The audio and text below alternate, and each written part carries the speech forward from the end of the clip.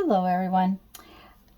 Yesterday in my Abandoning Perfection journal, I made my little fabric flowers, and I might make them differently than someone else, and I wanted to show you up close and personal how these flowers are made. I didn't want to just a second, I have something that's not drying in there, so I wanted to get it back opened up. There we go.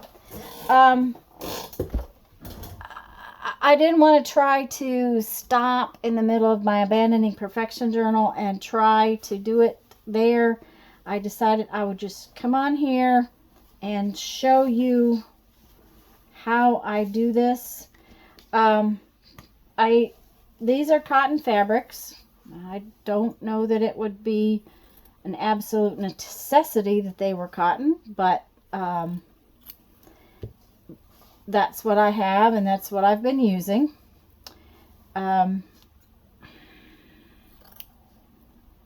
First off, it's easier for me to cut a circle if I have a square. It's just, for some reason, easier. And I'm going to make two different flowers so that you can see the process twice. One will be the 2-layer flowers like I made yesterday, and one will be more of a 3-layered fluffier flower. It'll still be small, so I need 2 middles. And one of the things I do not do is worry terribly that these are cut in a circle. I like the imperfection of them not being exact. Now, if that bothers you, then it would be best if you cut yours to be exact. I totally understand it if you want your circles more perfect. I'm happy with mine imperfect. And that's kind of why I make, oops, I'm sorry, got off camera. Kind of why I make things the way I do is that imperfection is something I like. I'm actually cutting 2 circles at the same time on this one. And, okay, I guess I should measure them. That's probably about 1.25 inches to 1.5 inches, but I'll measure.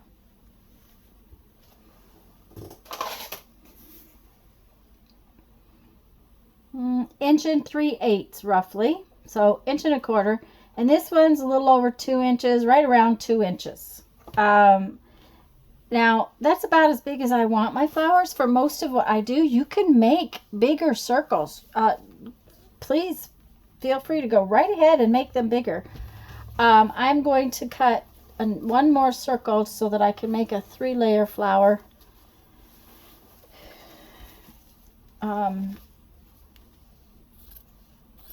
On one of them, and I am not going to worry that it is exact, but I'm going to cut it about the same 2-inch size. I'm not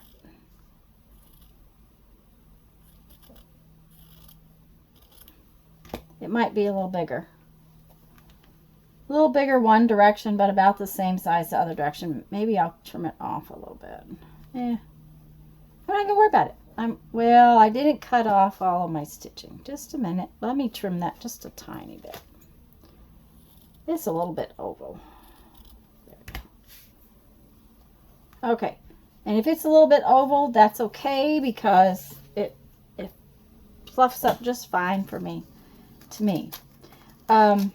Next we need, of course, a needle and some pretty sturdy thread. We don't want thread that's really old, although this one is not new by any means, because it was 2 for $1 at Walmart, so I'm guessing it's pretty old thread.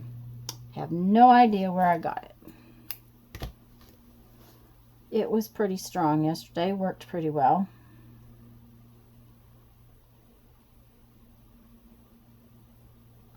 You need a needle that's going to pass through your buttons. It does not have to be the tiniest needle in the world, because we're not stitching up a piece of a garment that we're trying to hide stitches or anything. They're going to hide pretty well. And I did double the thread.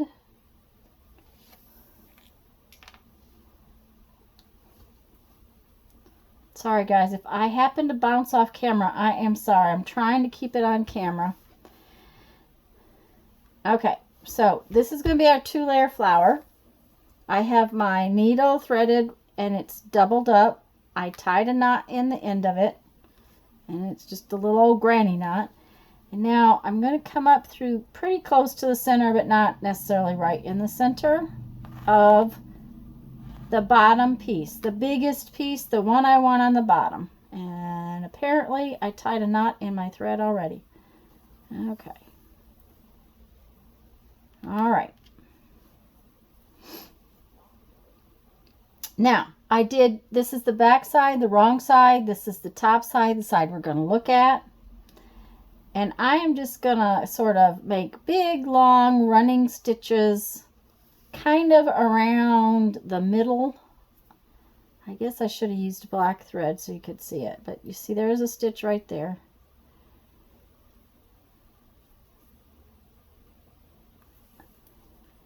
And I just kind of put my thumb in the middle, and then I stitch sort of in big running stitches around it, because what's going to happen is that middle section is sort of going to gather up. Apparently I picked up some piece of fluffy stuff. There we go. And that middle section gathering up gives the bottom petals or ruffle of the flower some dimension. Now, if I'm putting this in a journal or something, I don't want it to be super dimensional, but I want it to have some look of a flower. Okay, so I've stitched roughly all the way around that, and I'm just going to pull it up. You see how it just kind of ruffles?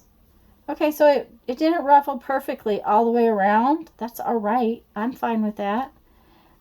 If you're not sure if it's good enough, just take one more stitch. I usually just let it hang out and do what it wants to do. But see, I pull it and it's got this dimension. I'm sorry for my fingers. Dimension in there. Okay, so now the next thing is to get our next layer on. And it's now almost the same size as the bottom, but it's going to get smaller when we ruffle it up. And to ruffle it up, I take it right sides together and just fold it in half, and then fold it in half again, so I've got it sort of quartered up. And then it's real simple. I just take 2 little stitches right in sort of the point of this, and I pull it down, and I take another stitch,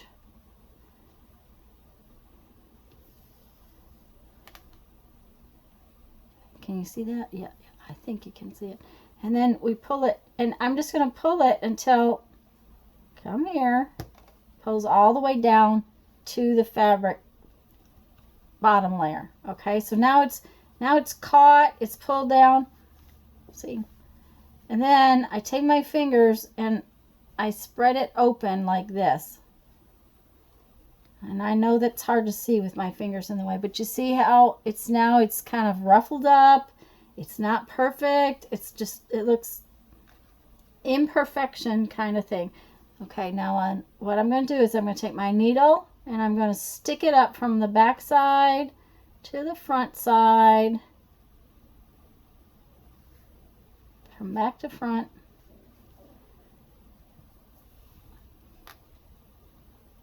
Okay, so now I have my little flower. It's not laying flat yet because remember I kind of stitched it together, and now I have a button, and I'm going to stitch my button right sort of in the middle.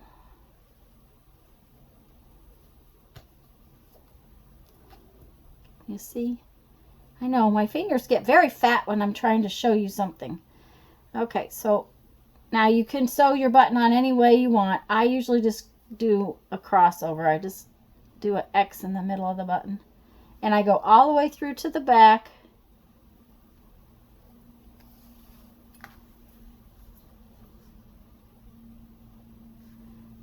do another stitch across the other way.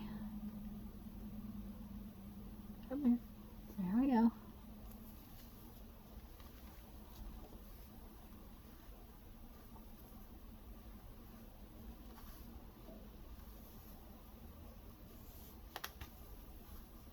Okay, so now I have a little X in the middle of my button.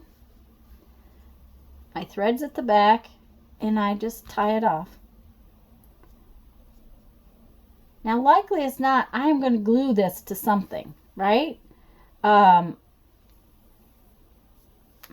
Whether I glue it to a page, it will make they make adorable paper clips. So, you know, putting them on a paper clip, they're fabulous on little tags.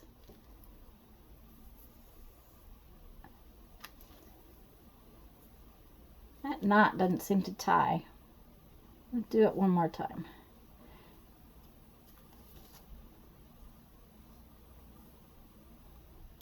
Okay. And if the back looks messy, that's fine to me because I'm going to glue it to something. I'm going to turn it into a tag. I'm going to glue it to a page. Look how cute it would look on some painty paper. Oh, this spot right here is better. We could turn that into a really fast tag in a heartbeat. Now, one of the reasons I only do the 2 layers most of the time is the thickness, because the button alone adds thickness, and the little bit of wadded up fabric adds thickness. So that's about as thick as I would normally make them. But let's make a 3-layer one so I can show you how I would do it.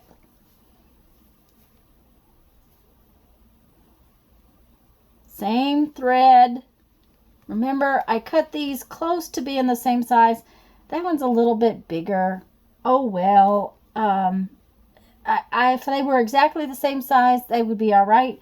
I'm not going to worry about it. I don't normally like to get them too big, so that is why I would normally cut them close to the same size. And we're just going to do that from the back, come in from the back, do our little running stitch around in the center. It's kind of like I'm stitching around my thumb, you know, just if I turn the fabric a little bit each time, I'm making sort of a spot for my thumb to fit in the middle. Or say this is a little 1/2-inch button. This button would fit in the middle of my little circle that I'm stitching. Can we see that? Let's turn it over. See that? They're just long running stitches.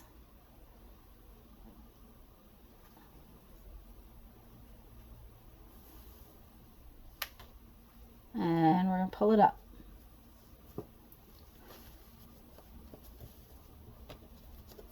And it's never exactly the circular. It's just, and the ruffles are not perfect, and that's really why I like it that way. So now this is the 2nd layer, but we're going to pretend it's the same as if we were doing our little inside layer. We're going to fold it up into quarters. So again, I folded it in half, right sides together, and folded it into a quarter. And then I'm going to take a couple of stitches in that little point that's at the fold until I can pull it down tight to the middle. Okay, and then I'm going to take my fingers and I'm going to open that layer up. And I'm going to take my needle and I'm going to stick it up through from the back to the front so that it's in the top. See where it's coming out? It just poked me. Now if you want, you could make your layers all the same color too. They don't have to be different colors. I just tend to make them different colors.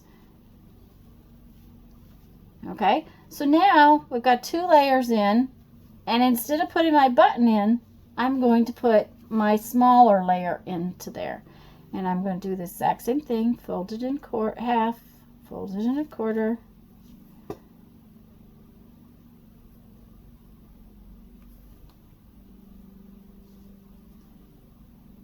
Couple of stitches.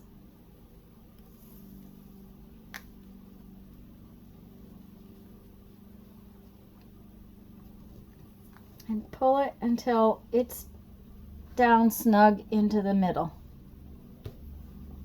Okay, and then we're going to just open it up.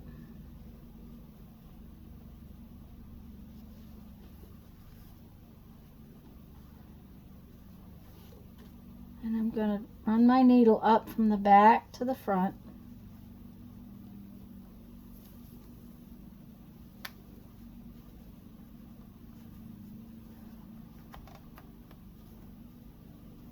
Open. Oh, come on now, open up. Find my button.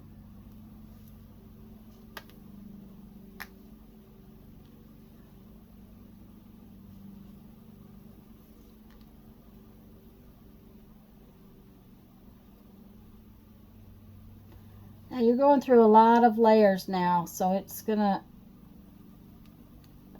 be a little thick in there.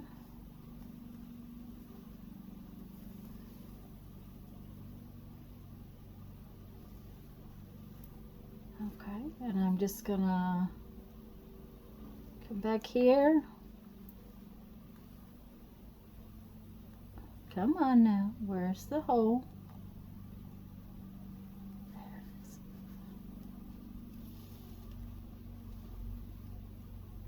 Now, if you're worried about this being strong enough, you can go through your button a couple of times.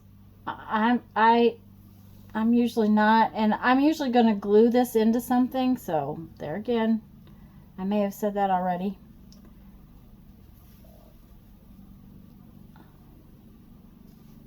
Now I just want to tie off a knot. Uh-oh. Oh dear, that's what happens sometimes. Tanya does not. I didn't pull it down enough, guys, before I knotted it.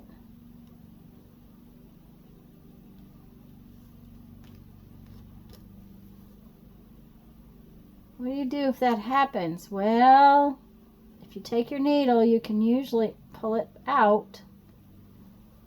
Try to keep your thread snug before you're trying to tie the knot. There we go. There.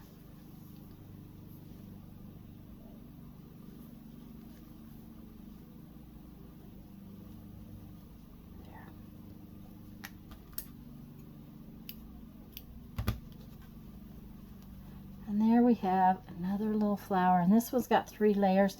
Now, you can pull off threads and make them all kind of grungy. Let's get some of this one off.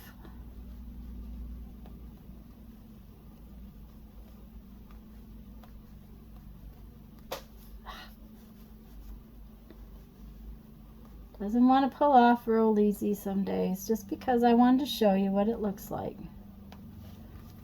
Okay, give this one a haircut.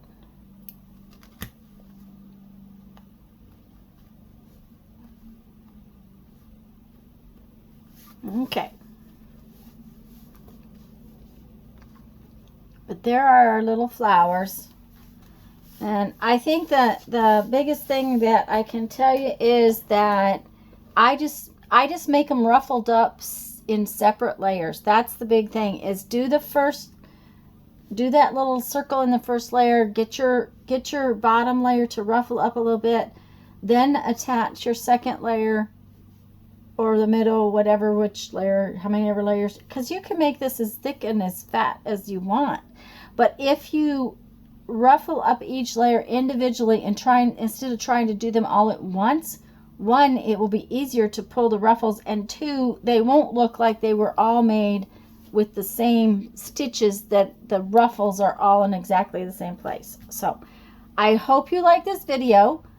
If you want, I will link to the Abandoning Perfection journal page where I use these on my page, and I really hope you like this video, and I hope you will use these. I'm thinking that they would be so cute on paper clips, just so cute. And like I said, a tag, I can just Oh, that one's not even as pretty as this one. This one, if I put this paper on a tag and then add my little flower to it. Anyways, guys, let me read you a quote from our 1001 Ways to Creativity book. And there we go. Add it to some painty paper. Oh, cute.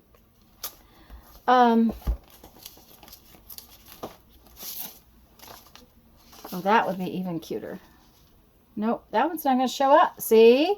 Sometimes it does and sometimes it doesn't. There we go. How about that?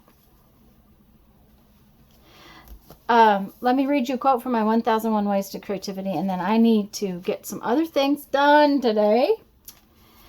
Life, travel, adventure, bless, and don't be sorry. Jack Kerouac.